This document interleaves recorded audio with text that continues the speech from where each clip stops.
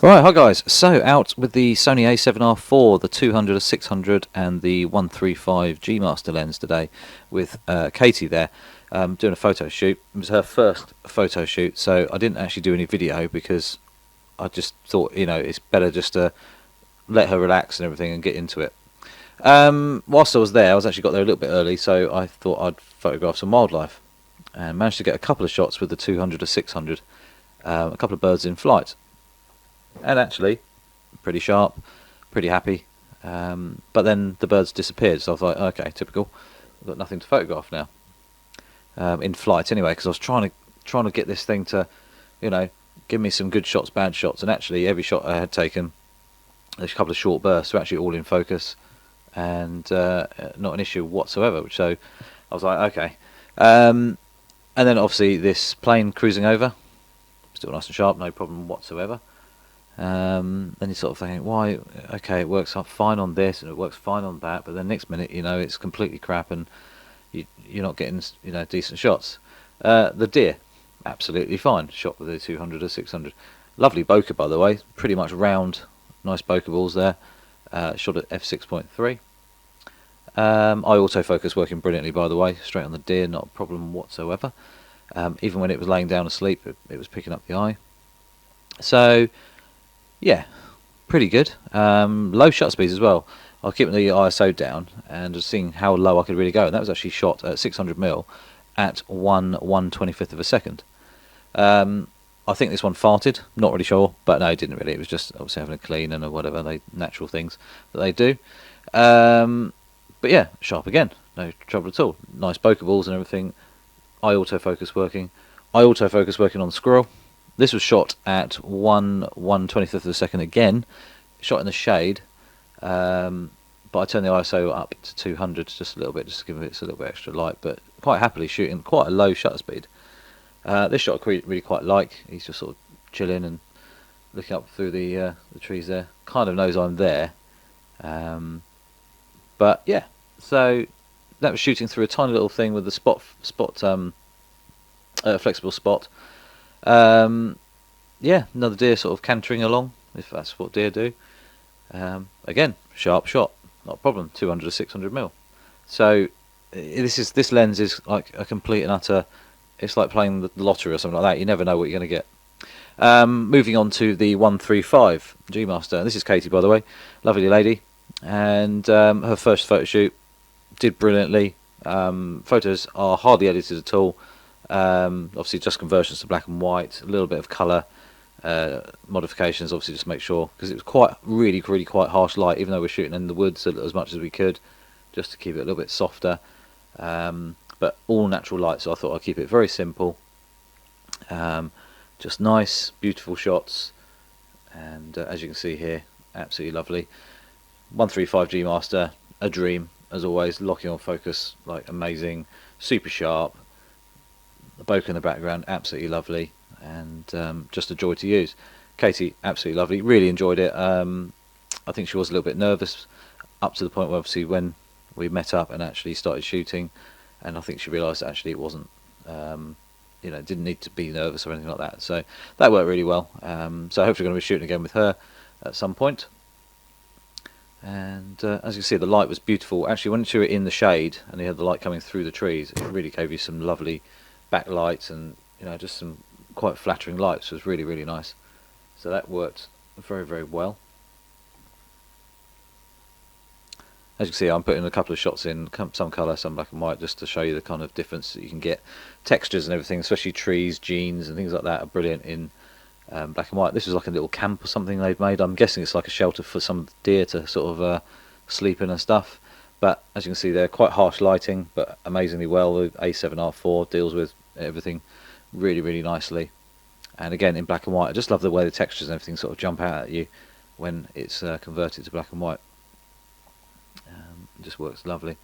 Next shot here is my favourite one from the day, really. I mean, some of the shots are really lovely, but this shot here is bang on for me. Really nice. A little bit different to the norm as well. As you can see there, I autofocus going through about 4 or 5 feet's worth of sort of brush and twigs and things like that, and absolutely just straight on her. But I love the sort of bokeh on the left hand side there, all out of focus, but a little bit random. So it kind of, you sort of look at it and go, oh, and you go, oh, look, there's a lovely lady just looking through. And the light was really nice on her, absolutely perfect, really. Walking in the woods, some of the sunlight was coming down through the trees and reflecting off another tree, as you can see there. Worked really nicely. We were just going for nice, natural, sort of beautiful shots, just, you know, enjoying the countryside kind of look. Yeah, worked pretty well. As you can see there, the textures and everything, the way shooting at f1.8 at 135, absolutely amazing. Just really punches, makes your subject jump out. This is shot at the 135. Couldn't actually swap over to the 200, 600 very quickly. So as you can see there, having that 60 megapixel resolution means you can really crop in if you really want to. But I actually quite like it like that, because he kind of disappears, and once you realise he's there, you think, oh, there's a deer. Again, sitting on this is an old ice house, so it's collapsed or being filled in, but it's an old ice house. So I thought it was quite a nice little sort of place to sit, nice shapes and everything like that. And obviously Casey sat on top, and then again black and white, shadows come out quite nicely, and obviously the bokeh in the background, a little bit highlighty, a bit too overexposed in a couple of spots, but not the end of the world. Sometimes that's quite nice. Anyway, slightly different. Different angles, slightly moving around now. So basically I was just moving around different angles, from sort of 45 degrees straight on, and then sort of maybe almost 90 degrees, making her look sort of towards me. But again, you know, black and white kind of gives the old film feel, where you haven't got the control or you know, that we have nowadays, especially if you're not using lighting or anything like that. I wasn't using lighting, I just went for the natural light look, and we were absolutely lucky on the day. The weather was, I mean, I think it was close to 30 degrees Celsius, which, you know, at this time of year, you know, we weren't expecting that. And absolutely lovely day. So luckily there's lots of trees that you can kind of you know, utilise to bring that light down, sort of diffuse the light a little bit and just soften it off. But absolutely perfect, really, absolutely beautiful day, and obviously lovely model. Next shot here, just when you've got a sort of a new model who's never done it before, it is a little bit nervous. You kind of don't know what to do, so you kind of have to guide them. And I was just, on my first shoots with people, I always just start off very basic, just like that, just little things like putting your hands up through your hair, moving around, try and get them to smile naturally. So say something a little bit silly, try and make people laugh, bring their personality out into camera. And you know, little shots like this, where she's just literally just putting her hands up into the hair naturally rather than trying to hold them there, and then say something a little bit silly, then you get a bit of a smile, and then it just looks a little bit more natural rather than forced smiles, which can look a bit awkward. But yeah, so absolutely lovely day. Like I say, black and white again. The textures on the jeans, the shoes, the bricks, and even the bokeh in the background, and even the blown highlights coming through the trees and everything can look so much better in black and white, I think. And it kind of gives it a timeless feel as well. This is the 135 G Master. I absolutely love this lens. Absolutely crazy. Once it's outside, I think the studio, it does work well, but it can give you obviously limitations. But when it's outside in this sort of environment, it's just lovely. I really, really love using it. Just really gives you that punchiness into your subject, and then just utilising the sort of bokeh effects you can actually get from that fast lens. You know, you can just pull that background away from them, you know, nice and blurred. The only trouble is, if you're shooting at f1.8, you do get sort of oval shaped bokeh balls rather than round ones, but if you stop it down to f2.8, you actually get nice round ones. So that works really, really well. And you know, you don't have to shoot wide open all the time. It's all to do with distance away from your subject. So the closer you get, the more you can actually shut it down a little bit to f2.8, and then you'll get the better bokeh. But obviously from a distance that I was stood, I was still shooting at f1.8. Shots like this, you know, absolutely lovely, but the resolution is absolutely silly on this camera. So you can, you know, you've got 5 or 6 different shots there if you want, you know, different cropping abilities. You know, you can just utilise half the shot. You could go for a portrait shot and just crop out half the shot. You could go in, crop in a little bit more. You could do whatever you like. You know, just works. You know, all these other cameras we've got out there, there's so many other cameras around the world now that from different makes and even from Sony and everything that, you know, but I love this camera, this A7R4. People say about the you know, the noise and everything like that. I don't really have an issue with any of that. It can be a little bit grainy sometimes, but in the, you know, did we complain about grain in our images 25 years ago with film?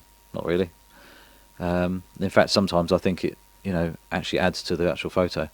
So, you know, shots like this, really cool. You know, quite punchy, nice and contrasty, lots of detail, lots of textures, and you know, just mad. You know, finding an old tree that's completely hollow inside, just different. You know, and the background up, you know, slightly out of focus, and you can see, you know, she's the subject, the tree's the subject, and everything else in the background isn't. So it just works really, really well. Yeah, so other than that, guys, the A7R was flawless. The 135 G Master, absolutely brilliant as always. 200 to 600, yeah, it worked quite well for some reason. Absolutely brilliant. You know, no real dramas at all. Katie, lovely. Really enjoyable day with her. And it was just so hot though. I mean, it was like, say, 30 degrees, and we were kind of like, blimey, I'm glad we got these trees to shelter under, because it made it bearable. Even when I got some drinks and everything to cool us down a bit. But yeah, so really lovely shoot with her. That was absolutely brilliant. And just as we're walking back, the Spitfire cruised past. This shot here is miles away, but it's still focused on it quite happily and tracked at the plane. I have about 15-20 shots exactly the same as this. So the 200-600 can do it, and in fact, shooting at 1/8,000th of a second straight up into the sun. The sun is literally just above. You can just see it's out of shot. Absolutely fine focusing. So it just, I don't know what the thing with this 200-600 is with the focusing system. Is it the camera? Is it the lens?